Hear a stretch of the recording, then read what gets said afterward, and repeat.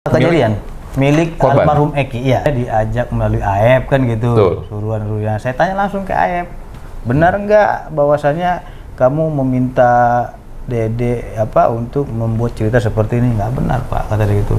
Sahabat Kompas TV, kembali lagi bersama kami, dan saat ini saya bersama kuasa hukum Ibtu Rudiana, Bang Pitra Romadoni. Bang Pitra, apa kabar? Ya, Bung Iqbal, kabar baik. Kabar baik, alhamdulillah. Bang Pitra, Ya. Saat ini kan memang tengah ramai tudingan-tudingan Ya. ke Ibtu Rudiana terutama mengenai kematian Vina. Ya. Terutama ketika munculnya saksi Dede Ya. yang menuding bahwa kesaksian yang dia berikan pada 2016 silam itu atas arahan dari Rudiana. Bagaimana menurut Bang Pitra? Yang pertama, saya di sini berbicara untuk keadilan, ya, khususnya keadilan bagi orang yang sudah meninggal dunia ataupun mati.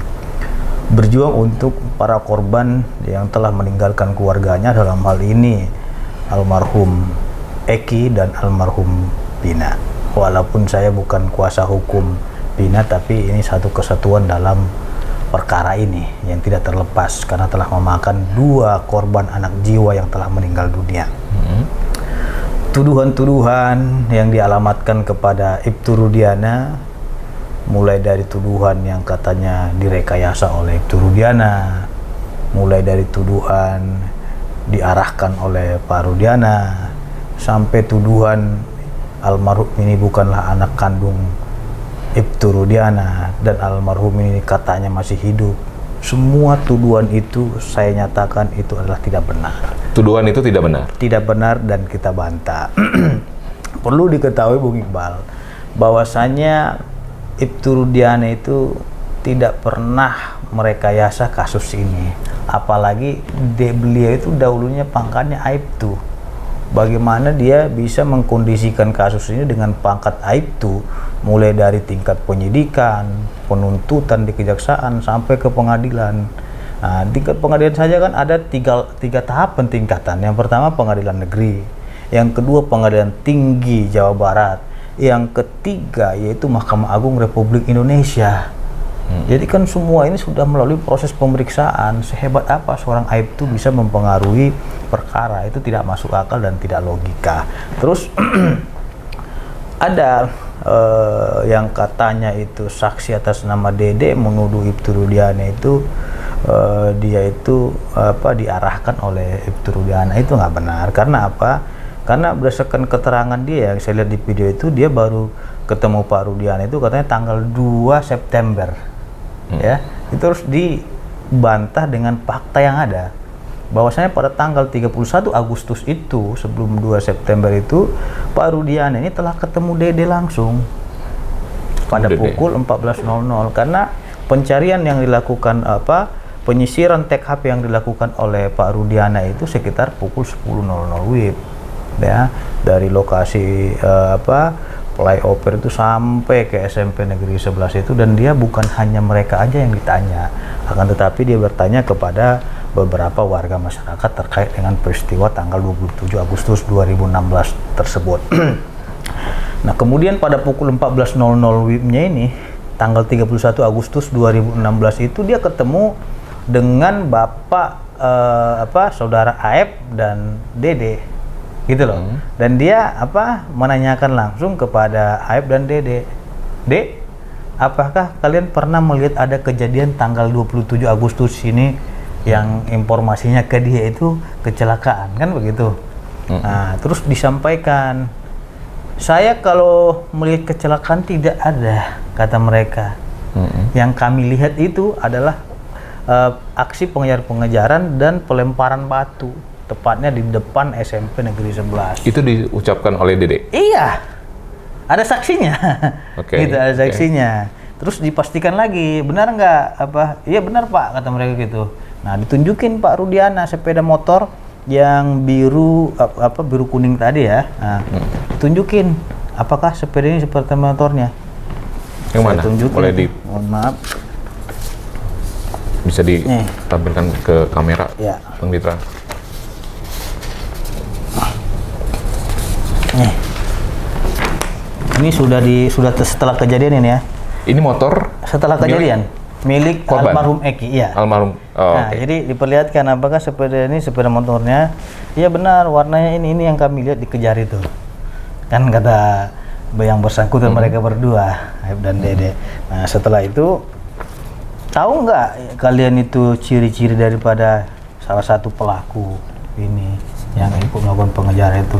Yang kami lihat itu ada tensoples di dahinya, katanya gitu. Dahi Eki atau dahi Vina? Dahi pelaku. Dahi pelaku. Salah Oke, satunya. dahi pelaku. Kan ciri-cirinya kan yang nanya ciri-ciri. Kasih tahu lah itu ciri-cirinya. Setelah itu Pak Rudiana kasih nomor handphonenya kepada Aib. Gitu loh. Nah, kalau memang mengetahui nanti keberadaan mereka di mana yang kalian lihat itu pada malam kejadian ya, tolong hubungi saya gitu. Nah, kemudian setelah diberitahukan sekitar pukul 16.00 WIB itu Pak Rudiana itu ditelepon oleh Aib. Itulah bahwasanya para pelakunya ini telah kumpul di depan SMP Negeri 11 nongkrong. Nah, sebagai apa namanya, terutama itu ayah korban ya, dia datang ke lokasi tersebut dan dia membawa mereka untuk diserahkan kepada reskrim untuk didalami lebih lanjut apakah yang 8 orang ini terlibat atau tidak. Setelah ditanya di situ, ada 1 orang yang tidak terlibat dan itu langsung dipulangkan atas nama Aldi kan gitu. Itu langsung dipulangkan, tinggal 7 orang lagi di situ. Nah, setelah ditanyai oleh Pak Rudiana kurang lebih 15 menitan atau 20 menit kan gitu. Sehingga di situ ia tanya kepada Jaya dan Sudirman. Selebihnya itu dia tidak tanya. Nah, setelah dia tanya Jaya dan Sudirman, mereka menerangkan perbuatannya itu dan lain-lain, diserahkanlah kepada Satreskrim Oke, baik Bang Pitra, maaf saya potong. Ya. Dalam keterangan Dede, Dede diajak oleh Aib ke Polres Cirebon menemui Rudiana untuk memberikan keterangan. Lalu Dede mengaku bahwa saat itu keterangan BAP-nya adalah copy paste dari Aib. Itu bagaimana? Itu nggak benar karena kita sudah tanya langsung kepada Aibnya. Di mana Dede itu menuding bahwasanya beliau itu disuruh oleh Rudiana untuk menjadi saksi dan dibuat konsep oleh Pak Rudiana sehingga dia mengikuti atas arahan Rudiana. Apakah itu benar? Itu semua tidak benar, Pak. Tidak benar ya? Tidak benar, Pak. Oke. Kenapa itu tidak benar? Apa yang mendasari sehingga itu tidak benar menurut saudara? Di tanggal 27 Agustus itu, di malam kejadian itu, Dede itu bersama saya, Pak. Jadi itu nggak ada yang namanya di setting sama Pak Rudiana, disuruh sama Pak Rudiana, itu nggak ada, Pak. Itu sudah dari kepribadian saya sendiri, Pak. Apa yang saya tahu, saya ucapkan di situ, Pak. Oke. Baik. Kan gitu, karena kan kata dia, saya diajak melalui Aib kan gitu. Betul. Suruhan Rudiana. Saya tanya langsung ke Aib, benar nggak bahwasanya kamu meminta Dede untuk membuat cerita seperti ini? Nggak benar, Pak, kata dia gitu. Saya nggak pernah, karena apa yang kami lihat itu yang kami saksikan, itu yang saya terangkan juga, kata dia itu. Dan dia melihat itu juga. Artinya Dede dan Aib berada di lokasi. Berada di lokasi itu. Oke. Dan dia kan sebenarnya mengakui juga membeli rokok gitu sama-sama Aib di tanggal 31-nya. Nah, terus kata dia tidak ketemu Pak Rudiana. Dia hanya ketemu tanggal 2. Sebenarnya dia yang bohong gitu loh, bukan Rudiana yang bohong. Kalau memang dia jujur ya bilang aja saya ketemu Pak Rudiana tanggal 31 gitu. Ingat loh, saksinya itu bukan hanya Aib saja pada tanggal 31 itu. Ada teman-teman Pak Rudiana juga. Jadi itu nggak bisa dibohongi itu. Itu adalah fakta yang tidak bisa terbantahkan gitu. Nah, satu lagi yang memang menjadi sorotan publik adalah ketika Dede mengaku bahwa diarahkan oleh Ibtu Rudiana, alasannya adalah karena Aib memiliki kekesalan terhadap terpidana. Itu pengakuan Dede. Saya ingin mengkonfirmasi satu hal lagi. Dede mengaku bahwa dilarang oleh Ibtu Rudiana menjadi saksi ketika di pengadilan tahun 2016 silam? Ya. Justru karena memang itu adalah fitnah dan pencemaran nama baik, kita sudah lapor polisi. Oke. Ya, ke Polda Jawa Barat, dan saat ini sudah diproses laporan tersebut terhadap Dede. Berarti pihak dari Ibtu Rudiana melalui Abang, apa yang dinyatakan oleh Dede merupakan fitnah? Iya, buktinya kita lapor polisi. Kalau nggak pindah kan nggak mungkin kita lapor polisi dong. Ya, sempat somasi juga. Udah somasi meminta juga ya. Dede dan Keberatan beberapa gitu untuk meminta maaf. Loh iya. Kalau kita nggak keberatan berarti kan omongan dia benar. Contohnya nih, Bang Iqbal tuduh saya sesuatu. Kalau saya diam aja berarti kan benar dong. Kalau saya keberatan dan marah berarti kan saya keberatan dengan tuduhan Bang Iqbal gitu. Makanya saya proses secara pidana. Berarti yang dinyatakan oleh Dede bahwa dilarang menjadi saksi itu tidak benar? Nggak itu benar. Dan itu juga sudah saya tanya langsung kepada Aep yang katanya dia sama-sama Aep juga dilarang. Nggak benar itu. Gitu. Dan karena memang ketidakbenaran itulah makanya kita proses secara hukum. Kalau memang omongan dia benar itu kan bukan kapasitasnya Pak Rudiana yang memanggil saksi. Itu adalah kapasitas daripada pengadilan atas perintah pengadilan, atas permintaan daripada jaksa penuntut umum sebagai beban pembuktian. Dan kalau memang ada dia surat panggilan, dia harus hadir dong. Berarti tidak ada itu yang namanya Ibtu Rudiana memerintah Dede untuk tidak ada hadir ke pengadilan. Justru kalau dia hadir ke pengadilan justru bagus dong sama Pak Rudiana. Dia menerangkan ada pemukulan dan ada pelempar, itu justru makin bagus. Justru kita kalaupun dia hadir ke pengadilan kita berterima kasih gitu loh. Nah dia sendiri yang tidak mau hadir ya berarti kan masalah di internal pribadi dia. Jangan juga dia tidak mau hadir ya dia salahkan Pak Rudiananya, itu tidak bisa. Terus kapasitas Pak Rudiana kan bukan jaksa penuntut umum yang menentukan hadir atau tidak hadirnya seseorang gitu loh. Baik.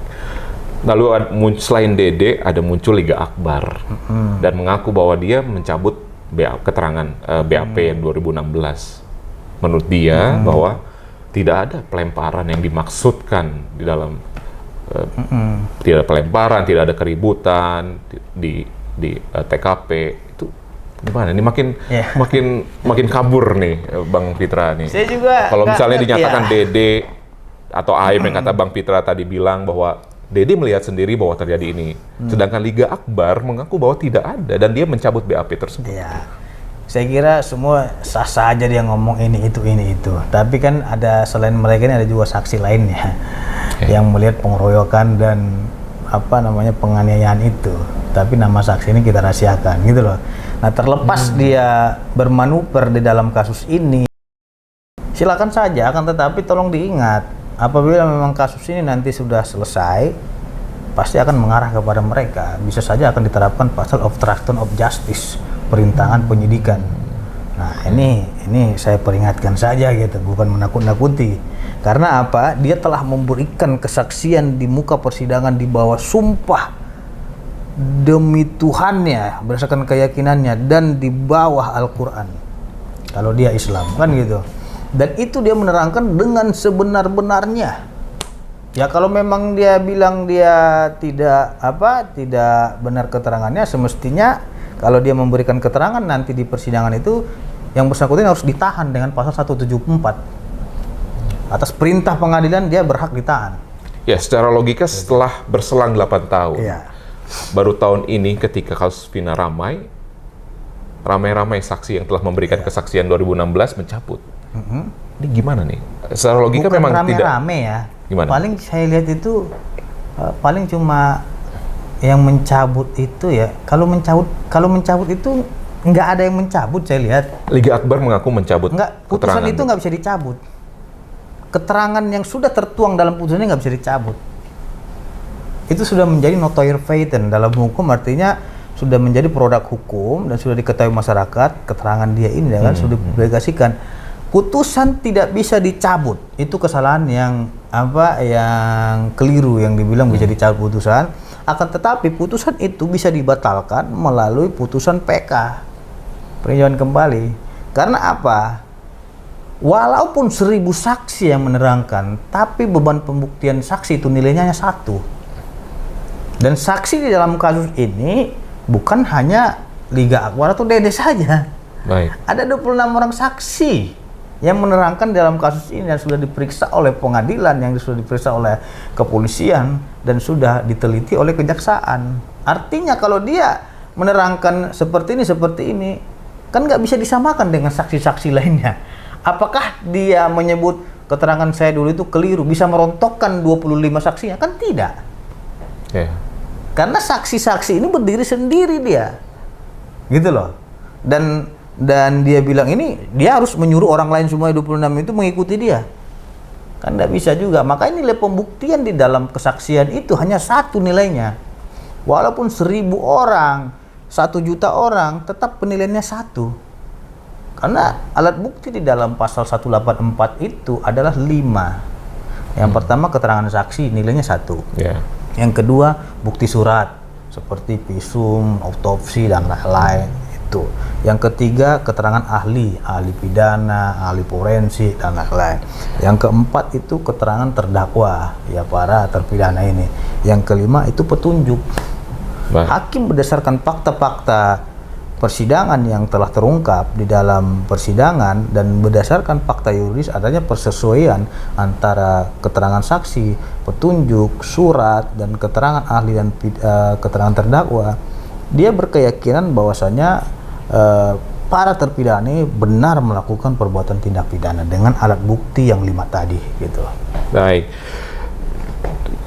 kita beralih kepada keterangan Pak Rudiana yang ketika kesaksian Dede muncul ke publik, lalu Pak Rudiana pun muncul ke publik saat itu konferensi pers di Cirebon beberapa waktu yang lalu.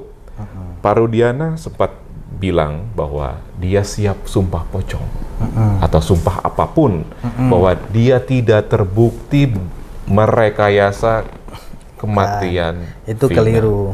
Jadi begini. Apa yang keliru, Bang Fitra? Itu kan kalau memang Bung Iqbal amati di dalam konferensi pers dengan HP tersebut itu kan ditanya, apakah benar anakmu yang meninggal itu?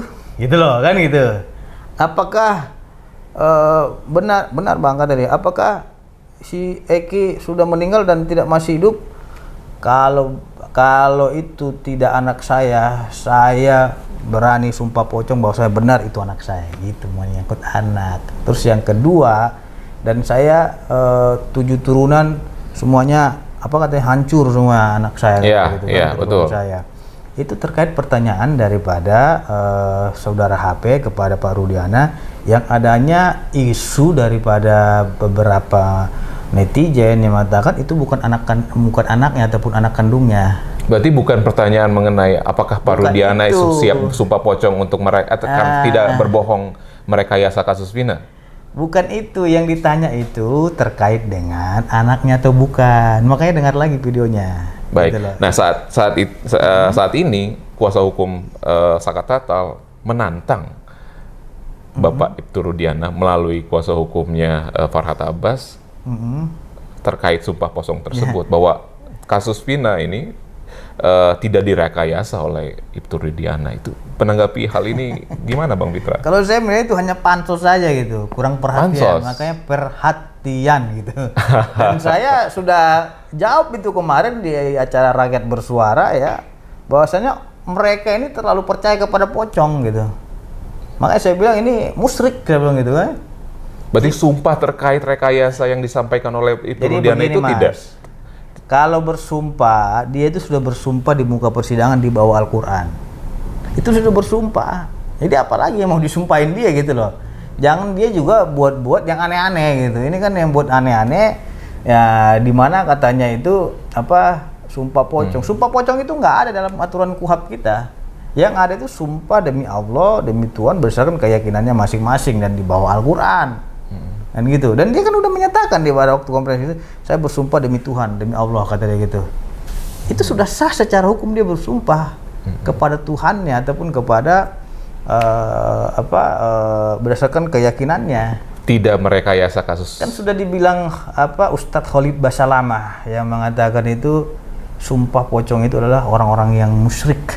Artinya Bang Fitra tidak menanggapi apa yang tantangan yang dimaksud oleh kuasa hukum Saka Tatal tersebut. Berarti kita itu tidak hanya mau memperkeruh suasana karena itu menurut kita adalah pansos. Manjat sosial aja gitu loh. Kalau memang dia mau bebaskan kliennya silahkan aja dia PK gitu. Jangan juga dia menambah cerita. Ini kan ceritanya ini seolah-olah Pak Rudiana bilang itu terkait dengan bukan anaknya itu gitu loh. Jadi mereka tambah-tambah yang lain. Beliau itu menyatakan itu adalah anak kandung saya dan dia sudah meninggal dunia. Berarti bukan soal rekayasa yang dimaksud itu. Iya, makanya lihat videonya. Jadi mereka salah penafsiran gitu loh. Jadi di dalam kata-kata dia itu juga saya udah pelajari videonya itu, dia menyangkut terkait dengan pertanyaan HP tadi terkait dengan anaknya gitu loh. Baik. Benar nggak itu anak bapak? Jangan-jangan bukan anak bapak lagi atau masih hidup gitu. Oke. Berarti Bang Pitra sama sekali tidak menanggapi bahwa tantangan ini ya itu pansos lah karena, ya. Iya, gitu. karena itu nggak perlu ditanggapi dan satu lagi nggak diatur di KUHAP juga. Saya ini kan orang hukum, Mas. Baik. Masa saya harus percaya kepada dukun dan goib-goib gitu loh. Baik. Saya berbicara sesuai dengan ketentuan hukum dan produk hukum gitu loh. Ketika nanti Pak Rudiana contohnya nanti dalam perkara baru ataupun tersangka baru ini dimunculkan, ya tentunya kan otomatis dia disumpah juga. Baik. Di pengadilan dan di bawah Al-Quran gitu loh. Baik. Seperti itu. Bang, kita agak sedikit bergeser mengenai 3 DPO. Ibtu Rudiana kan berperan sangat penting dalam kasus ini karena dia yang melaporkan. Ada 3 DPO yang dinyatakan. 1 Peggy Setiawan, 2-nya Dani dan Andi, dan sempat dikatakan fiktif. Bukan Peggy Setiawan, Mang. Peggy alias Perong. Peggy alias Perong. Gitu. Peggy alias Perong yang dikatakan DPO. Lalu kita bisa katakan apakah itu salah tangkap yang terkait Peggy Setiawan, tapi dinyatakan bebas. Lalu 2 DPO, Dani dan Andi. Bagaimana Bang Pitra ini mungkin dari pihak Ibtu Rudiana yang menilai bahwa apakah benar 2 DPO ini fiktif? Yang pertama, saya kira sudah dijawab oleh Divisi Humas Mabes Polri melalui Pak Sandi. Dia menyampaikan bahwasanya tidak ada yang fiktif dalam kasus tersebut. Tidak ada yang fiktif. Akan tetapi terkait dengan 2 DPO lainnya itu masih dalam pengumpulan alat bukti. Artinya penyidik dalam hal menetapkan seseorang tersangka itu untuk melakukan upaya paksa itu haruslah disertai dengan bukti yang kuat dan cukup. Baik. Nah, kalau cuma hanya keterangan terpidana saja kan itu nggak bisa jadikan patokan juga gitu loh. Nah, terpidana menyatakan itu yang 3 orang ini adalah pelaku juga yang terlibat dalam kasus ini. Nah, selain keterangan terpidana, saya kira penyidik ingin mendalami lagi bukti-bukti lainnya terkait dengan 3 DPO ini gitu loh. Berarti 3 DPO ini sumbernya dari para terpidana yang menyatakan. Ada? Ya ada. Dani dan Andi atau Peggy alias Perong ada? Iya, itu berdasarkan keterangan para terpidana. Baik. Kalau memang keterangan terpidana ini nggak benar, pasti kena akan obstruction of justice mereka. Mengarang cerita gitu loh. Baik. Bang Pitra, banyak muncul saksi baru di sidang PK Sakatatal, terutama saksi Widi dan Mega. Dia mengatakan bahwa saat itu kematian Vina merupakan kecelakaan tunggal, bukan pembunuhan. Itu kan dia kasih tahu karena di telepon. Didasari oleh telepon ketika jam 22 WIB, ketika 2016 silam. Lalu tidak ada kondisi yang dikatakan ramai-ramai atau apapun gitu. Ini bagaimana? Apakah ini memang kecelakaan tunggal yang mulai di up ataukah tetap pembunuhan yang diyakini oleh Bang? Jadi begini, kalau yang dibilang itu kan dia hanya menerangkan berdasarkan informasi. Kalau hanya informasi, jangankan dia, Pak Rudiana jadi informasi bahwa kecelakaan anaknya. Sehingga terhadap orang yang memberikan informasi kecelakaan itu, dalam hal ini dari Polsek Talun ya kalau nggak salah ya, itu sudah diberikan sanksi disiplin oleh Mabes Polri karena memang tidak melakukan scientific crime investigation dalam pengungkapan awal itu gitu loh, sehingga ada kekeliruan bahwasanya ini bukan kecelakaan gitu. Nah kalau si siapa tadi nggak kenal juga saya. Widi dan Mega ini kan dia menyampaikan itu karena di telepon itu tadi kan gitu. Kalau itu pun benar, jangankan dia Pak Rudi hanya di telepon juga, ini anak bapak kecelakaan nih, udah masuk rumah sakit, meninggal dunia gitu. Dalam tapi kesaksian kan pendalamannya dia kan tidak mengetahui itu, dia hanya dia tidak melihat di lokasi. Dan saya bilang keterangan dia itu tidak benar dan bohong. Kenapa saya bilang bohong?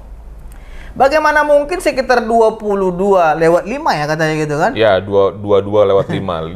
Iya, Betul. 22 lewat 5 itu masih menelepon yang bersangkutan. Padahal saksi Suroto saja mengatakan sekitar pukul 10 itu dia udah terkapar di situ, di dekat Pulau Pertalun tadi. Tapi sebelum itu dia mengatakan kesaksian dari kedua saksi Nggak ini. nyambung dengan saksi Suroto. Tidak ada ramai-ramai yang dimaksud. Kalau misalnya ada diduga pembunuhan, itu dia tidak merasakan ada ramai-ramai di situ. Terus dia mengatakan bahwa ini adalah kecelakaan tunggal. Itu kan halusinasi dia aja. Yang melihat itu pada pukul 10 itu bukan hanya Suroto loh. Ada 5 orang. Baik. Suroto, Suja, dan ada 5 orang situ. Pada pukul 10.00 itu sudah terkapar. Bagaimana mungkin orang yang sudah terkapar nelpon, halo, katanya gitu. Makanya saya bilang halusinasi aja nih orang gitu. Oh, Bang Pitra ini meyakini bahwa ini bukan kecelakaan. Loh kan udah ada saksi-saksi di situ. Terus kalau memang itu bukan kecelakaan, yang pertama Suroto saja sudah melihat pada waktu terkapar ini mayat dan satu lagi kondisi kritis. Nih siapa almarhum Pina ini, dia melihat dalam menggunakan helm ya. Tapi mukanya lebam-lebam. Mukanya lebam-lebam. Iya, mukanya lebam-lebam kata Suroto. Dan dibuka dia, dan itu berkucuran darah banyak itu. Sampai darahnya itu mengalir. Nah, Suroto melihat, wah ini bukan kecelakaan nih. Dari mukanya ya udah lebam-lebam, tapi pakai helmnya tidak rusak. Kira-kira bukti apa yang bisa Bang Pitra tunjukkan bahwa ini bukan kecelakaan, tapi ini diduga pembunuhan? Bukan diduga lagi, karena sudah ada putusan. Iya kan, putusan pengadilan itu adalah pembunuhan. Bang Pitra meyakini yang bahwa pertama, ini adalah pembunuhan. Ya, saya ingin tunjukin dulu sepeda motornya dulu. Nih. Ini sepeda motor setelah kecelakaan ini. Nih, coba di zoom ya. Nih, tidak ada yang rusak dari depan. Nah, hanya rusak dari samping. Nih, dari samping kita lihat lagi, nih. Ini dari samping, ini yang lecet itu. Tuh. Ini kan karena udah lama di polsek ini, makanya ada plastik-plastik di sini. Cuma ini sebelah kanan ini aja yang lecet ini, ya. Nah terus ini di sebelah kirinya, kondisi sebelah kiri ini, tuh ada yang rusak, gitu loh. Ini apa sudah kecelakaan ini. Terus ini apa, Bang? Tunggu dulu. Ini dia pada waktu dia amankan nih sepeda motornya. Ini motor siapa saja? Dan ada motor terpidana. Ini motor terpidana. Ini motornya kecelakaan katanya itu nggak ada yang rusak. Kan karena perdebatannya kasih di komen dari netizen itu, wah itu foto sebelum korban kecelakaan katanya. Ini buktinya di gembok ini, ya dia ada rusak tuh. Setelah kecelakaan ini kondisi ini. Terus helm ya. Ini helm siapa, Bang? Helmnya almarhum. Ini helmnya nggak rusak Eki nih. atau Pina? Kayak Eki. Tuh. Masih ada kacanya. Kalau Pina kan saya bukan pengacaranya, makanya saya nggak minta itu. Ini masih ada kacanya nih. Nah, jadi masuk akal nggak kita bilang dia nabrak tiang trotoar, ya? Tapi ini nggak kenapa-napa. Kalau dia namanya ini katanya ini ke tiangnya, saya tunjukin tiang ini ya. Tuh, kan ada tiang listrik nih, ya, pakai kompas nih. Nah, tiang seperti ini pinggir jalan. Tiang ini yang ditabrak. Ya. Tuh gitu. Okay. Ya. Dan tiangnya juga nggak kenapa-napa. Katanya nabrak tiang gitu. Harusnya tiang itu yuk, kalaupun oke lah nggak kenapa-napa. Ada bekas lecet motor atau warna motor itu gitu loh.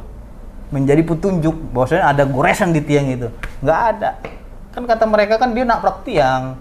Makanya tangannya hancur, mukanya dan lain. Kalau muka orang itu sudah hancur ya, tangannya juga patah sampai ke bawah, tengkoraknya juga tengkoraknya patah, rahangnya patah. Berarti kan itu tubrukan itu sudah sangat kencang sekali. Kita pakai logika aja nalar. Kalau kondisi seperti ini tidak mungkin separah itu kecelakaannya. Kalau hanya lecet aja paling cuma kaki dia aja lecet. Kalau cuma melihat dari lecet sebelah kiri itu aja. Dan cuma sebelah kiri, kanan nggak ada yang rusak loh. Kanannya nggak ada yang rusak. Makanya saya tantang, coba buktikan itu kecelakaan. Saya kasih 12 juta sebenarnya. Sampai sekarang nggak ada yang bisa buktikan. Apa ada bukti lain yang menunjukkan bahwa Ya. dia korban ini bukan korban kecelakaan? Ya, yang kedua berdasarkan hasil otopsi ya, saya nggak perlihatkan itu karena memang sifatnya pro justia. Saya menghormati penyidik dalam melakukan pengusutan dan penyidikan. Kan sudah dilakukan ekshumasi nih Bang Iqbal, ekshumasi sekitar tanggal 6 September, melakukan pembongkaran kuburan ya oleh penyidik, kepolisian dan dokter forensik yang melakukan otopsi terkait dengan korban ini. Dan berdasarkan hasil otopsinya itu ya, saya bacakan nih hasil otopsi kepada almarhum Eki ya, Vina dulu, karena ada membahas masalah sperma dan lain-lain katanya gitu kan. Nah, di sini dijelaskan bahwasanya tanda-tanda trauma tumpul pada kepala yang ditandai patah tulang atap tengkorak dan tulang rahang bawah itu sudah hancur itu, dan trauma tumpul pada paha kanan dan tungkai bawah kanan yang ditandai luka terbuka pada tungkai bawah kanan, patah tulang paha kanan dan patah tulang kering kanan yang dapat mengakibatkan pendarahan yang secara bersama-sama maupun masing-masing mengakibatkan kematian. Nah, terus di sini kata dia kan tidak ada luka tajam di situ gitu. Itu saya tepis ini dengan hasil otopsi. Terdapat tanda-tanda trauma tajam. Nah, trauma tajam berupa luka terbuka pada pipi kanan dan punggung tangan kiri. Luka pipi sebelah kanan, baru pada pipi dan punggung tangan kiri. Untuk korban Vina. Jadi ini sudah terpatahkan itu yang bilang mereka tidak ada sayatan ataupun apa di taruh itu bersih. Nah, itu omong kosong kalau saya bilang kan gitu. Terus terdapat tanda-tanda trauma tumpul berupa luka lecet pada perut kiri dan paha kiri serta warna kemerahan pada kanan. Nah, terus kata dia ini bukan perkosaan. Ini jawab lagi nih dengan hasil otopsi. Dilakukan pemeriksaan apus, lubang kemaluan, dan anus dengan hasil ditemukan sperma pada sediaan apus lubang kemaluan. Artinya ada sperma di situ. Artinya kesaksian teman Vina yang di sidang PK Sakatatal, Vina meminta temannya untuk membelikan pembalut itu. Jadi begini, itu sudah terbantah dengan keterangan dokter forensik ya. Dia tidak haid. Nih. Dokter forensik menerangkan ya, jadi berjelas bahwa berdasarkan hasil visum terhadap korban Vina diketahui ada pendarahan aktif yang keluar dari kemaluannya yang bukan darah menstruasi maupun aborsi. Hal ini diakibatkan benturan ya yang masuk ke dalam itu, mohon maaf ya. Nah, atau tekanan ya yang kekuatannya melebihi jaringan tersebut untuk bertahan. Jadi sudah terpatahkan semua alibi yang mereka melihat. Dan katanya dia pakai popok katanya itu ya. Pampers ya. Saksi Suroto tidak melihat di TKP dia pakai pampers. Terlepas kalau memang sudah di rumah sakit karena memang ada pendarahan, dokter memasangkan itu bukan kewenangan kita lah. Kan kita pembuktiannya di TKP. Kalau di luar TKP kan udah pakai penjahit, udah ini kan udah berbeda. Nama juga penanganan yang dilakukan oleh dokter. Saya kira itu adalah spesialis yang melakukan pertolongan kepada orang yang mengalami korban pembunuhan itu gitu. Jadi sejauh ini bahwa kematian Vina adalah pembunuhan menurut Bang Pitra. Saya berdasarkan putusan pengadilan yang telah berkonfirmasi karena saya orang hukum dan percaya kepada hukum. Kalau memang kita percaya kepada goib ya pasti dia bilangnya kecelakaan. Karena dia akan percaya kepada kesurupan gitu loh. Gitu. Artinya sepanjang ini tidak dibatalkan, saya tetap berpacu kepada putusan pengadilan yang telah berkonfirmasi tetap dan ingkrah. Itu nggak bisa yang membantahkan itu. Sebagaimana asas res judicata pro veritate habetur. Apa yang diputus oleh hakim harus sudah dianggap benar. Saya patuh kepada putusan pengadilan. Baik. Sekarang banyak istilahnya perbincangan publik nih, Bang, kita ngobrol perbincangan publik mengenai apakah tidak ada CCTV di TKP, lalu bagaimana dengan percakapan di chat antara Vina dan Eki, dan itu bagaimana Abang menjawab penasaran publik ini? Karena saya sudah pelajari semua, jadi saya bisa jawab. CCTV itu ada di bawah flyover di perumahan Mitra Garden tadi, dan itu di pos security, bukan di TKP. Berarti di TKP tidak ada? Tidak ada CCTV. Makanya kalau memang ada yang bisa buktikan CCTV di TKP itu saya bayar dia. Nggak ada. Yang ada CCTV itu hanyalah di bawah flyover, ada namanya perumahan di situ. Dan itu bukan jin itu hanya mengarah kepada perumahan jalan itu. Jadi apa yang mau dilihat gitu. Dan itu ada di pos security.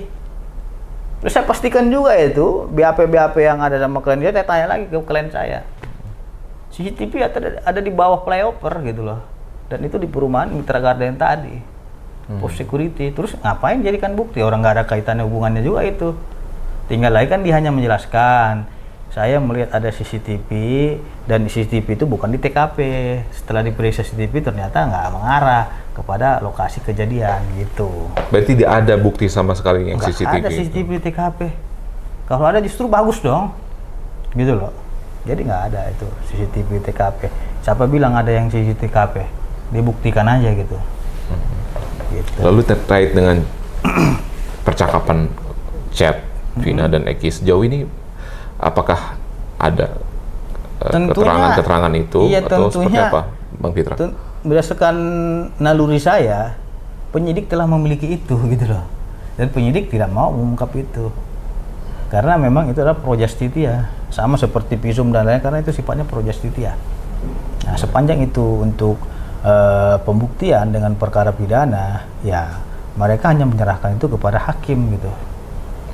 Baik. Gitu. Baik, Bang Pitra, terakhir. Saat ini kan sedang menunggu putusan MA terkait sidang PK Saka Tatal. Ya. Lalu ada rencana terpidana lain mengajukan PK.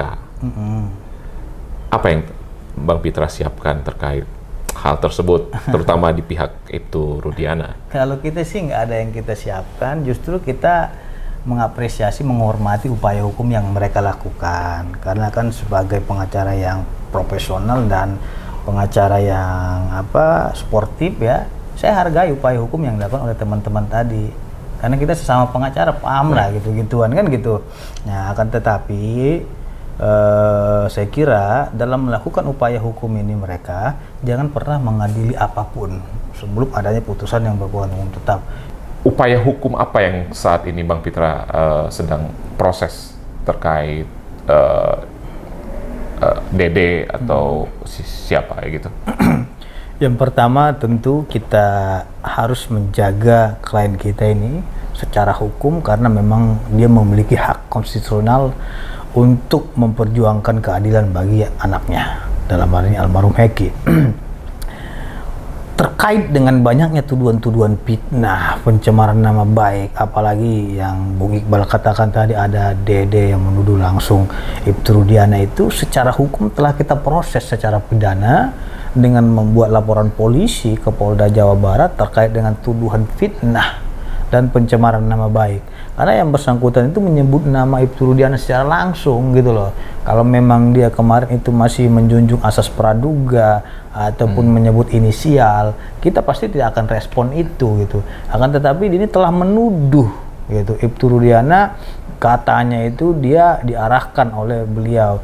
Itu adalah fitnah, dan bagaimana mungkin seorang Aibtu mengatur ataupun mengkondisikan perkara dari tingkat penyidikan sampai ke tingkat Mahkamah Agung Republik Indonesia. Ini hebat sekali dia gitu. Dia bukan siapa-siapa.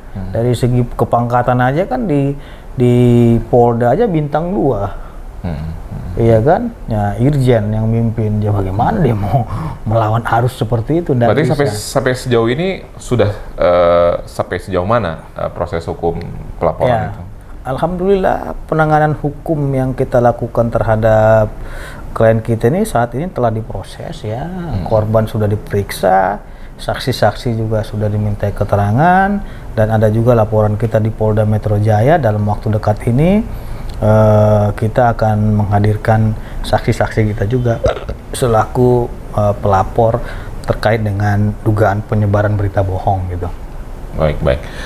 Bang Pitra, mungkin saya ingin sedikit bertanya kepada Anda. Ya. Saat ini kan Anda berada di pihak yang dikatakan publik itu sebagai berseberangan karena membela Ibtu Rudiana yang saat ini dituding justru diduga sebagai merekayasa kasus ini.